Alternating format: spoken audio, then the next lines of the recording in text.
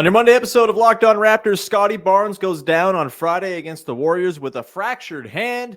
What does that mean for the rest of this season for your Toronto Raptors? We'll get into that coming up on today's show with our pal Vivek Jacob. You are Locked On Raptors, your daily Toronto Raptors podcast, part of the Locked On Podcast Network, your team every day. Hey, what's going on? And welcome to another episode of Locked On Raptors, part of the Locked On Podcast Network, your team every day. It is Monday, March the 4th, and I'm your host, Sean Woodley. I've been covering the Toronto Raptors now for 10 seasons on various platforms. You can find all my work over on the bad website from hell at Woodley Sean. You can find the show on Instagram at Locked On Raptors, and of course, you can join us in the Locked On Raptors Discord server. The link is in the description of the podcast. It's free to join, and it's a great place to come hang out with people just like you who cannot get enough of this here podcast. No matter how depressing this Toronto Raptors season gets, the Discord sickos are there, and they can be there for you if you've yet to join. Come hang out in our little listener community over there on the Discord. Of course, you can find the show for free wherever you get your podcasts. Follow, subscribe, rate, review, tell a friend. Always appreciated when you support the show. However you support the show, we are also on YouTube, where you can go subscribe to the Locked On Raptors YouTube channel. Hit the little notification bell. When you do that, you'll get a heads up every single time the show is about to premiere on YouTube via push notification to your device of choice. Thank you for doing that and supporting the channel as well. All right, on today's show, we are digging into some grim news. Scottie Barnes out indefinitely with a broken, fractured third metacarpal in his left hand. It's a bummer. We'll talk about all of the ramifications of it coming up on today's show, which is brought to you by our friends at FanDuel. Make every moment more right now. New customers get $150 in bonus bets with any winning $5 bet. That's $150 if your team wins. Visit FanDuel.com/lockedon to get started. And we'll get started by bringing in our pal, Big V, Vivek Jacob from Sportsnet, from Raptors in 7, from Cricket Canada. Big V, bummer of a weekend. Yes, they got the win against the Hornets. We'll talk about the nice stuff from that, but overshadowed by Scottie Barnes, perhaps having his season end on a very fluky, dumb note, hand getting caught in the mesh of the rim. And that's just how it goes. You know, weird freak stuff can really derail even the best of most fun times, as the Raptors were kind of getting into a groove there. Overall feelings on, we'll get into the good stuff from the weekend, but we should probably start here. Overall feelings on the loss of Scottie Barnes and the potential of this ending what has been a fantastic breakout season. Yeah, it's a real bummer. There's no way to really slice it. I think when you look at the post-Pascal Siakam Raptors, this is the first thing that you were excited about, seeing Scottie Barnes, take the team the rest of the way, seeing what that looks like with Quickley, with RJ Barrett, and bringing on the other guys as well. That chemistry with Jakob Poeltl, the chemistry with the Kelly Olynyk. Those are the things that you wanted to see down the stretch. And now that's just out the window. Hopefully, there's an opportunity to come back for him, but not optimistic, because these things can take a while. The best estimate is 4 weeks, and you'd think the Raptors would err on the side of caution with him. And so, yeah, from that standpoint, really a bummer. Pretty much averaging, 28 and 7 since the Siakam trade. So to see that go out is not fun, but I think there's still some positives to look forward to the rest of the way. Yeah, for sure. And we'll get into that. And I think, Immanuel Quickley and RJ Barrett very much come into focus, and they showed off why that can be pretty damn fun on Sunday night against the Hornets. Just back to the injury thing with Scottie, Jeff Stotts, who does really good injury work at In Street Clothes. He's, sort of evaluates sports injuries through the eyes of an athletic trainer. He says the average lost time for a third metacarpal fracture that didn't need surgery is 12 games, so 31 days. So puts you right around the start of April. Average time lost for a third metacarpal fracture that needs surgery, 18 games, 41 days. Earlier this season, Wendell Carter Jr. missed 20 games with a third metacarpal fracture as well. So, yeah, you're looking at the very earliest, the first week or so of April. And look, there might be some reason to bring him back there. Obviously, the new 65 game rule exists for major awards, and I don't know if Scottie Barnes is going to win Most Improved Award, Most Improved Player of the Year, but I think he probably has a very good case. And so if they feel like they want him to be eligible for that, maybe they throw him a bone, bring him back for 5 games or so at the end of the season. We'll see. But obviously, exercising caution number one. And, as much as his improvement this season, I think is unquestionably, statistically speaking, more impressive than any other players around the NBA, considering how he's done it in every single part of the floor. I'm sure other guys like a Tyrese Maxey or something like that, sort of sexier guys on bigger, more important and contending teams will probably get that look as most improved anyway. So maybe it's a moot point. But either way, that's the one thing I think to keep an eye on there with Scottie as it pertains to, the incentive to bring him back beyond just having him back and playing games. What does this do for you for the rest of the season as far as like team philosophy, Big V? I know, in the Locked On Raptors Discord, the tank memes just flew off the shelves as the news came down that Scottie was out. I don't think for me this changes anything tangibly of how the Raptors should approach this. Scottie Barnes injury or not, the lottery pick situation, the top 6 pick situation is still mostly out of their control. They can't tank to any worse than 6th in the lottery odds at this point. And if you're 6th, you have a 46% chance of actually keeping your pick. And so I don't think this should inform the way they close this season out. I don't think they should go and start shutting down everybody else who picks up a bump or a scrape. We'll see what happens with Jakob Poeltl, who picked up a finger injury in that Sunday game against the Hornets. But where are you at as far as how the Scottie Barnes injury should or should not inform the Raptors' approach to the last 20 games or so?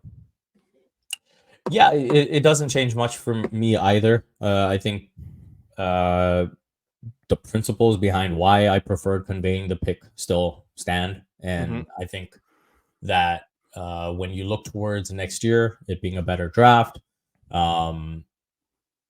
the possibility of still, being a team that potentially drafts in the top 10, I think still exists. For, I am optimistic about what the team can be next season, but I do still think, if you look at the top 6 in the East, I don't think the Raptors are catching any of those teams. If you look at pretty much the top 10 in the West, it's going to be tough sledding to try and catch any of them for the Raptors. So that's pretty much 16 teams right there. And then you look at the teams in the West that could still get better next season in terms of like a Memphis with John Morant coming back and potentially a lottery pick for themselves and potentially a top 4 pick for them. Then you look at San Antonio, what they could potentially be, actually trying to win games with Wemby. So I think there is still a path to a top 10 pick next year. And I think that will be more valuable than picking, whatever. 6. This year. So I still lean towards conveying the pick. Obviously, just not having the talent to win. And in terms of not having Scottie, we'll see how long Yak is out for. And so if you don't have the talent, they beat a bad Hornets team, but how many other teams can they really beat? That might just dictate things for you. And you might not have a say in the matter. But I think if possible, I think the Raptors should still look to convey the pick. And if you look at it, even if you end up with the 7th best odds or whatever it is for the lottery, go look at the history of the team with the 7th best odds. I wrote about this at my Substack, Raptors in 7, in terms of debating that, whether to convey the pick or not. The team with the 7th best odds has actually done much better than the team with the 6th best odds. Not saying that's what happens this year, but if you sneak into the top 4, then it is what it is. For sure. Like I still think they're in a pretty decent spot. Obviously it would be cool if they were not in this spot whatsoever and sort of sweating out this pick. But considering the circumstances, I think being in a spot where you're conveying 7th, 8th, or 9th is, and with the potential to jump up into the top 4 to actually get a primo pick, is way better than just being like, well, we are either going to pick 6th or we're going to convey 7th. I think they're just dropping down to 6. There's not a ton of incentive for me to see them do that, right? They're just also, if you go look at like draft pick history, to your point, the 6th overall pick, if you go like production, there's like graphs of production from various draft slots. For some reason, 6 seems to be like the worst spot to pick, which is, bizarre, doesn't mean anything. It's not predictive necessarily, but if you're doing some copium, that is a thing you can go and look at if you're feeling sad about the Raptors not getting the 6th overall pick in the draft. I still think there's plenty to learn, right? There's plenty to figure out about the guys they have on this team. There is plenty of reason to try. Whether or not trying translates to wins, that they might just lose games anyway because they don't have that juice. Scottie Barnes, when he was on the floor for the Raptors this season, drove way more positive play than when he sat. They were still a negative with him on the floor, but that's what happens when you're a bad team. Per NBA.com, since the Pascal Siakam trade, the Toronto Raptors, 11.3 points per 100 possessions better with Scottie Barnes on the floor, getting outscored by 3.2 per 100 with him on the floor, getting waxed by 14.5 per 100 when he sits. So they're going to be in tough. There's no doubt about it. That doesn't mean that there's not stuff to learn and not stuff to get excited about, including Immanuel Quickley and RJ Barrett, who showed last night against the Hornets. They still got some good stuff to go and watch and take in and enjoy on a night-to-night basis, and plenty of growth to be done there as well. We'll get to that coming up in just one sec. Today's show is brought to you by our friends over at FanDuel, the #1 sportsbook in all of North America. And right now you can get buckets with your first bet on FanDuel, because right now new customers get $150 in bonus bets with any winning $5 bet. That's $150 if your team wins on your bet, or your player, whatever you've bet on. If it wins, you get $150. Bet on all your favorite NBA players and teams with quick bets, live same-game parlays, exclusive props, and more. Maybe you're taking in a game, you want to juice up the in-person action with a little live same-game parlay. That is a thing you can totally do. And for me, I'm not someone who does a lot of sports wagering at all, and I often find the apps can be very overwhelming and confusing. And what does this mean? What's this? What's the nomenclature I'm looking for? It's not a terribly smooth experience all the time. But with FanDuel, it's a super easy-to-use app, very, very clean user interface, and all of that to make your experience as seamless as possible. Just visit FanDuel.com/lockedon and shoot your shot. FanDuel, official sportsbook partner of the NBA and of the Locked On Podcast Network. Back here, segment 2 with Big V, Vivek Jacob from Sportsnet, from Raptors in 7, his Substack newsletter, and from Cricket Canada as well. Go read all of Big V's great cricket stuff leading up to the World Cup this summer. Big V, let's continue on here. The Raptors take down the Hornets. Of course, we mentioned they lost to the Warriors Friday, okay? That happened. It seemed like it was a game that they might actually win until Scottie Barnes went down, and then they just did not have the juice in the second half to contend with a Warriors team that's playing very good basketball, or was playing very good basketball, until they got absolutely demolished by the Boston Celtics over the weekend. But let's get into the stuff from the Hornets game, Big V, that caught our eye. 111-106, the Raptors beat Charlotte. Seemed to be in pretty comfortable position, and then gave up the lead with like just over a minute left in the game on a 3 by Davis Bertans. And then Immanuel Quickley, I think, hit 6 free throws in the last minute of the game to seal it up for the Raptors. A 22, 7, and 11 night from Quickley on 6 of 14 shooting. RJ Barrett, 23 points, 8 boards, 5 assists, 10 of 15, 3 of 6 from downtown. Basically just the line he puts up every single night now, which is unbelievable. Big V, if there's going to be an engine for joy down the stretch for this Raptors team, it's clearly going to be watching Quickley and Barrett kind of take over here, is it not? 100%, man. I think when you look at the BQ part of the BBQ, I think Barrett has just been sensational since coming over to the Raptors. His efficiency with his twos, and the consistency with which he's hit his corner threes has been impressive. He knocked down a couple of above the break threes in this one. Up to 42% as a Raptor. It's crazy. Yeah.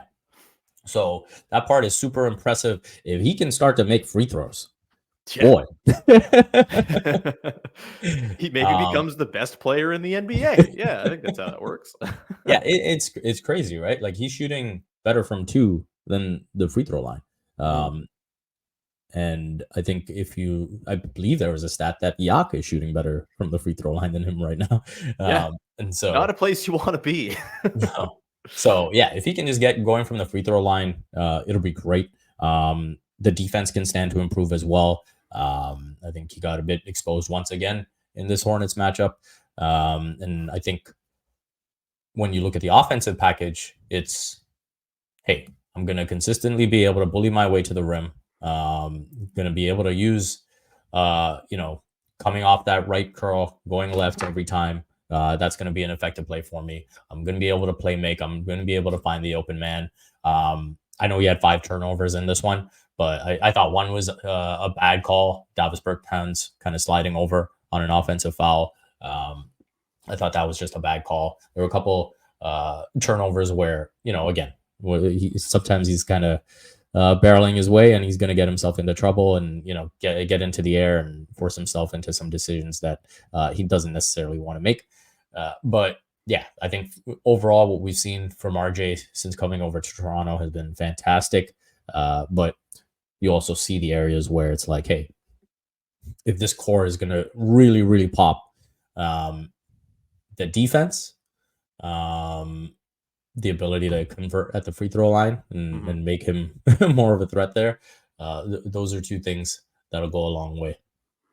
Yeah, the defense continues to be a little bit of a baffling thing with RJ. You would think the sort of physical bruising nature of his offense could translate to the other end. It doesn't quite. He's got moments where he blows up plays, where he has, smart dig downs and things like that, but it's just not there consistently enough, nearly as much as you need it. But yeah, I mean, getting to it is kind of wild considering the amount of change that's happened with the Raptors since RJ was acquired. There have been oscillations, I think, in Quickley's performance, his level of comfort, things like that. RJ from day one has just looked the same. Whatever the team around him is, he's looked the same. Totally comfortable, totally within himself, still, not adding. He trimmed the fat down when he got to Toronto. He hasn't added fat back to his game. He's just continuing to do the same stuff. And again, he keeps on churning out. You could basically predict his line within a couple of shot attempts every single night. It's like, oh, okay, he was 9 of 15 again, and he hit 2 of his 5 threes, and he had 5 assists. Like, it's just every single night you're getting the exact same thing for the most part. I can think of like 3 bad RJ Barrett games in his entire time as a Raptor. That consistency's been fantastic. And if he can hold it up down the stretch with Scottie Barnes out and a totally different team context around him once again, I mean, you have to feel pretty damn good about where things are headed with RJ Barrett as a piece of this team long term. The defense obviously being that limiting factor. With Quickley, I think we're seeing, the last, since the AllStar break, I think he's been amazing. I think he's had a really great stretch. The 2-point shooting is kind of coming around. He's at 48% from 2 in the 6 games out of the AllStar break. That's, bringing him back up. He was sub 40% from 2-point range at one point with the Raptors. He's now up to about 42% from 2. And then the 3-point shooting, just 2 of 7 last night. But the space, just the sort of fear that teams have of him shooting, the number of times he's drawing 2 to the ball out deep, and it's creating just so much momentum going towards the rim when he splits that double team, either because he's so fast and can turn the corner around it, or because he's getting a pass through to Kelly Olynyk or Jakob Poeltl. That's been awesome. And I think that's the thing I'm maybe most excited to watch down the stretch now without Scottie Barnes is how does Quickley adapt to being the main focus of opposing defenses? He's been really good as a lead guard, as a playmaker, as a table setter, as someone who has gotten more comfortable being aggressive as an offensive player of late. How does he adapt to now seeing 2 at the point of attack? How does he adapt to having to sort of set the table for others in a way that, Scottie Barnes was very much helping in the process of during their time playing together? I'm really thrilled with what I've seen from him so far in that lead guard spot. And I do think this last stretch of season where Quickley, I think, is maybe going to be a little overextended, asked to do more than he's been asked to do so far. That's something that could have long-term dividends, right? We've seen this happen with guards before. I think of Zach LaVine with the Minnesota Timberwolves, where I think they lost. Who was their point guard back in those days? God, I can't even remember. It's totally blanking on me now. Maybe Jeff Teague goes down or something, and then Zach LaVine kind of has to become the lead dude on offense for a while. And look, he's not a point guard, truly. It's not a great comparison player style-wise with Quickley, but similar idea. If you take a little stretch where you're overextended a little bit, but you learn stuff, you add to your game, and then things become that much easier when the whole sort of structure of the team is back in place. In this case, when Scottie Barnes hopefully returns by the end of the year or next season. Quickley's been a ton of fun. Any sort of thoughts on his play over the weekend? Didn't have a great game against the Warriors, but thought he really redeemed it and had an awesome performance against the Hornets on Sunday. Yeah, I think coming to your point about, how is he going to look to lead the offense, and, how can he kind of have his imprint on the team? I think what was encouraging was watching this game against the Hornets. It was like a lot of looking to push the pace, right? Like, even if the Hornets score, even if, uh, you know, you're taking the ball out of the basket, he was looking to get the ball up the floor. And I think that's uh, the best way for him to lead this team. I think, the more you can kind of leave a team in sort of that scramble mode, you're going to generate better opportunities. And he found Gradey for a couple of threes. There was a bit of that chemistry with Yak that we've seen that led to baskets. And I think there were other threes that he was able to open up. And then there was a bunch of transition stuff, right? So I think the half court is going to be the biggest test, but trying to mitigate that by really pushing the pace is something that encourages me. So kudos to him on the 11 assists, and continuing to shoot as on site, and whenever he's got the opportunity, that's what you want to see. And yeah, like you said, tough game against the Warriors, but important to see him bounce back and have a good one against the Hornets.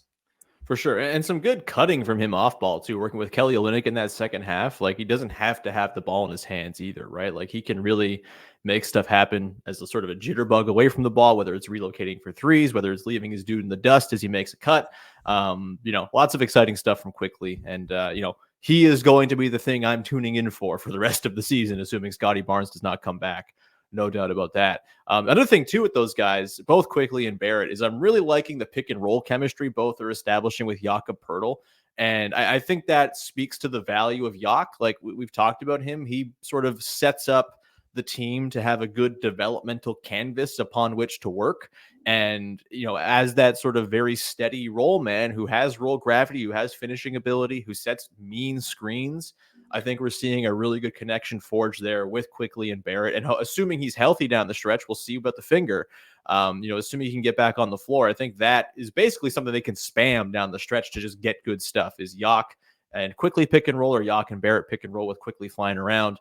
I think there's a lot there. And again, hopefully he comes back, because it's not quite the same effect if it's IQ Jonte Porter pick and roll, if they're filling in those minutes, if Jakob Poeltl can't come back. We'll probably talk about Jakob Poeltl coming up in the good, the bad, and the Big V as we round this thing out. We'll get to that coming up in just 1 second.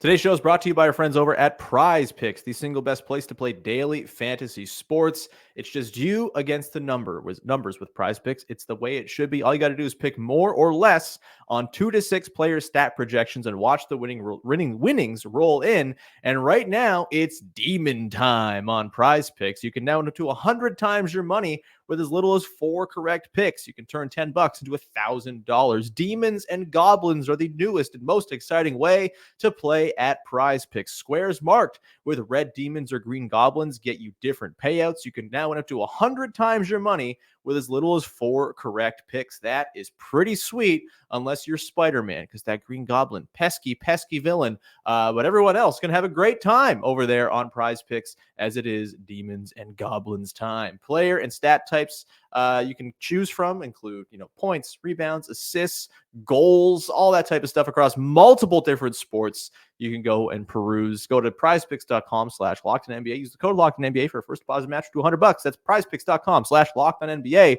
Code LockedOnNBA for a first deposit match up to $100. Prize Picks. Pick more, pick less. It's that easy.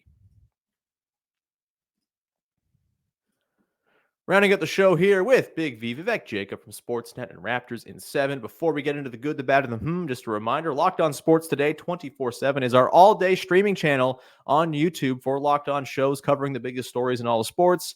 Go and subscribe. You will get national shows covering the biggest stories, and of course, the local experts breaking down the biggest stories in sports from that local perspective you can only get with Locked On. Go check it out. Locked On Sports Today 24/7. All right, Big V. It's the good, it's the bad, it's the way we round out every episode on the heels of a Toronto Raptors basketball game. A thing we liked, a thing we didn't like, and a thing that's got us a little intrigued from the latest game, or in this case, 2 games from your Toronto Raptors. What you got for your good? My good is Gradey Dick, man. Just love seeing him continue to do his thing and like just be a complete basketball player. I love the way the shooting has come on. I love that, you know, his reading of the game has really elevated, and he's making good, smart basketball decisions pretty much all the time. I think, you know, even the defense, we're starting to see signs that, you know, he's improving. At least as a team defender, he's starting to understand the concepts and where to be. And you know, that nose for the ball that he has, whether it's, you know, attacking the offensive glass, I think some of that actually lends towards him just being a good rebounder, period. Like you see him get in there on the glass on the defensive end as well. You see him help at the right times. And so I think those things are really starting to come together. And yeah, again, just love seeing that, you know, he is just a really solid overall basketball player. The Raptors got themselves a guy in Gradey Dick. I think that is pretty. I'm very confident in saying that, honestly. Like, if the threes are going to fall at the rate they've fallen, that dude is going to be a high level, at the very least, high level role player for a very long time. And that Get him in the 3-point contest next year. Get him in the 3-point contest. Get him in the skills challenge. Get him in the dunk contest. He seems like he can throw down a little bit too. It just like that's how you fix All-Star Weekend. Just make it Gradey Dick night. That's you're welcome for the free ideas, Adam Silver. Yeah, love Gradey Dick, and frankly, wouldn't mind seeing him start down the stretch here. And I know we'll probably talk about Ochai Agbaji here a little bit, but I do think you know, with Agbaji in there, if he's going to start, which I don't hate as a defensive piece next to, you know, Quickley in the backcourt, I'd almost rather see Gradey Dick in place of Gary Trent Jr. just for the size, because they are very small when they roll out Agbaji and Trent at the 2 and 3. And I think Gradey Dick has earned starting time, honestly. Like, he's been that good. He's been that reliable and consistent. And the 3-point shooting is so valuable as like a spacing agent, and it compounds what you already get spacing wise from Quickley. Wouldn't mind seeing those guys get some burn together in the starting lineup next to Ochai Agbaji, locking dudes down to the 2 and, you know, bricking two-foot shots all over the place. We'll get to that in a sec. My good from this game is, oh man, this is this game was kind of not great. Look, I'll give it to Ochai. You can turn this good into a Yeah, no, I'll give it to Ochai Agbaji. Okay, I know I made jokes about him bricking everything. He was 6 of 20. He should not be taking 20 shots. He was 1 of 7 from deep. That's going to happen. That's fine. Take him from the corners. Don't take him from above the break. Although when you're taking him from the corners, don't hit the side of the backboard, please, Ochai. But a lot of the stuff we saw from Ochai in this game, I think, was encouraging. He was tied for the team best at plus 14 in this game. And I think his defense, I think the rebounding, I think the finishing sort of, you know, on late clock drives, and just straight line drives to the basket. He's clearly got a good first step. He's got some slipperiness to him as he gets downhill. I think there's stuff there, you know, missing bunnies, you know, forcing threes, that type of stuff. You don't want to see it. You know, mid-range jumpers are not a thing I need to see Ochai get into, but I did think, despite the shooting line, there was a lot to like about Ochai Agbaji's game here, and I think I have no problem if he's going to keep starting, honestly. I think the defense is that valuable, and I think his defense has looked like legitimately as built, and I know he was not quite the defender that he was sort of deemed to be as a prospect with Utah. I think we're seeing it come around. He's just like very quick staying in front of guys, had a couple blocks in this game. He's long. He's a good shot contester. So I will give it to Ochai Agbaji, which is unlike me, because you are usually driving the Ochai Agbaji propaganda on the podcast here. I guess I've been converted. What you got for your bad, Big V? So if you don't mind, we can maybe flip a little here. We can do the first, because I had Ochai as my Okay. And so maybe we can just continue that conversation for a bit. Sure. And so obviously this is, you know, him getting an opportunity as a starter. This is something that I have been in favor of just because of the theoretical fit, right? In terms of needing that perimeter defender. The Raptors put him on Brandon Miller to start. And I think it showed the respect that they had for him, because Brandon Miller couldn't get much going, and they were trying to get Miller switched on to RJ. And kind of, you know, create opportunities for him that way. And I thought Ochai was holding his own. If there's one criticism I have of Ochai defensively, it's probably that he gives himself too much of a margin and just gives his gives the person he's guarding a bit too much space to work with. Sure. And I think he is fast enough and strong enough to guard up a little bit more. And we got a little bit of a Goldilocks thing going where I think with Scottie we ask him to back off. I think Ochai can afford to get up into guys a bit more. And so I think that's probably one criticism I would have. Part of why, I had that reaction when we were talking about his 20 shots earlier was because it seemed to be a thing on Twitter. And one person in particular was calling me out, saying that I'm peddling, that I'm paid to, gas up everything the Raptors are doing, and that's why I'm praising Ochai.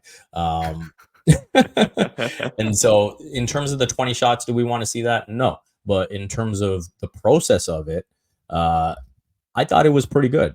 And if you look at it, only 4 were off like the dribble, one of which was like a late clock scenario. So realistically, you'd like to think if Scottie is there, maybe even if Yak is there, that's down to like 1, maybe 2, right?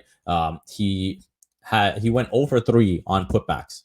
That's something that you're good with that because he's getting the offensive rebound and you just want him to either, kick it back out or take a better shot, right?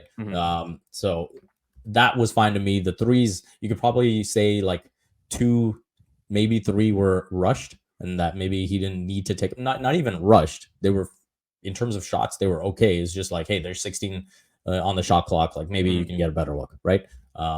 So I think overall, if you look at it, if you break down the shot chart, it was fine. It was just that he didn't have the 3 falling at all. And he missed some bunnies, as you mentioned earlier. Yeah. So, realistically, I thought he graded himself perfectly, I thought. Post game, he said, hey, overall, I'll give myself a C. If I make the shots, it's probably a B+ or an A-. And that's probably what I'd say. It's like, hey, you give him a C, but process-wise, I would say that was a B+ or an A-. Yeah, that's fair. And hey, man, I can get on board with like a pet set of theirs being Kelly Olynyk throws up lobs to him cutting baseline and him throwing down extremely hard. We've seen that a few times now, and that rocks. That game was amazing, right? Like 100%. He was just like cutting off Yak and like making reads, and it was like, oh, okay, this, and that again goes back to the theory of what I was saying, right? Like where it's like, hey, you've got Scottie, you've got Quickley, you've got Barrett, like just be a little things king, right? Absolutely. He can clearly fit into what the Raptors want to do on offense stylistically as well. So there's that. I guess, I'll get to my then if we're switching it up. Man, you just totally threw me off. Unbelievable. My is Javon Freeman-Liberty getting the multi-year NBA deal over the weekend.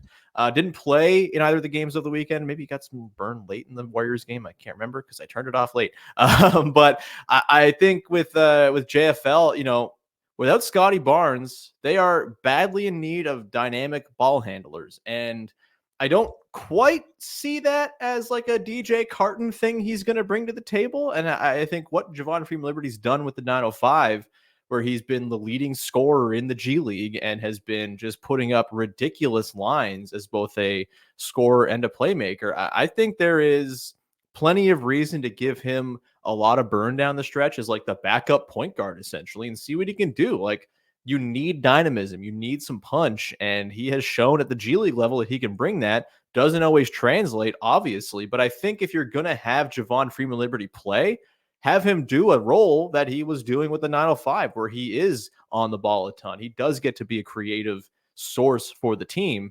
And, with no Barnes, we'll see with Jakob Poeltl, like they need creation. They need guys who can make stuff happen.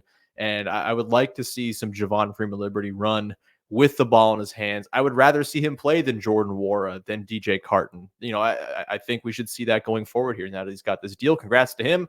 Well-deserved, all of that. What's your bad from this game? We'll close it on the bad. Well, taking a page out of your book. Yeah. Taking a page out of your book from the Warriors game, my bad is just Yak getting hurt. It was not fun. I think there were still like positives to glean, and there still are positives to glean going forward. But one of the big things, and we talked about this coming out of the break, of like things we wanted to see. It's like, hey, what does that kind of timeshare at the center spot between Jakob Poeltl and Kelly Olynyk look like, right? Mm-hmm. And so what can you take away from what that chemistry looks like with Quickley, with Barrett, obviously no Scottie for most of the rest of the way at least. Mm-hmm. So I think hopefully now you just would like to think that he'll be back in single digit games. I'll put it that way. Yeah, I mean, it sucks to lose Poeltl. He is incredibly valuable, and he's been playing really good basketball of late as well. I'm trying to find the numbers here as we talk on the fly, but he has been just like, he's rediscovered that really excellent backline rim protection that made him such a force on a team that finished with the top 6 defense after the trade last year, right? Since the All-Star break, 47.6% opposing shooting percentage allowed inside 6 feet for Jakob Poeltl, like 17.3 percentage points better than average. He's been amazing. All right, we're going to leave it there. Thank you so much for tuning in to the show. Wait, did I give my bad? Yeah, my bad's Yak getting hurt. It sucks. It's bad. Hopefully he can come back soon, because it really hurts the team's ability to play competent basketball if he's not there. We'll leave it there. Thank you so much for tuning in. Big V, anything you want to promote for the good people out there? Just the usual stuff, and thank you for plugging it. I'm doing the Substack over at Raptors in 7. It's pinned to my Twitter profile at Vivek Jacob, so you can go check it out. The first post was on everything Scottie. The second post was on whether or not to convey the pick, and the third one coming soon will be on what we can look for without Scottie. Mm-hmm. And I know we did a podcast on all the things we were looking for coming out of the break, and obviously that fundamentally changes now with Scottie out of the picture. But yeah, I think there's still some good things to look forward to. Whack-a-mole season, man. Like, just no through line, no consistency, just random assortments of players at various times. It's been a weird one. I suppose it's fitting that we end the season without Scottie Barnes in the mix. Just right in theme with this entirely fractured and nonsensical season. Hopefully the last for quite some time. Big V, thanks so much as always for hanging out. We will talk to you good people tomorrow on the podcast, as we will take a deeper look at what the Raptors look like without Scottie Barnes. I'm sure trying to nail down a guess for that, but we will have something for you. Obviously, we'll have recaps of the Pelicans game on Wednesday and all the other games they got going on this week. We will break it all down for you. Subscribe, follow, rate, review, as you always are asked to do. It's much appreciated when you support the show, however you do it. And we'll talk to you Tuesday. Thanks so much for hanging. Bye-bye. Never happening.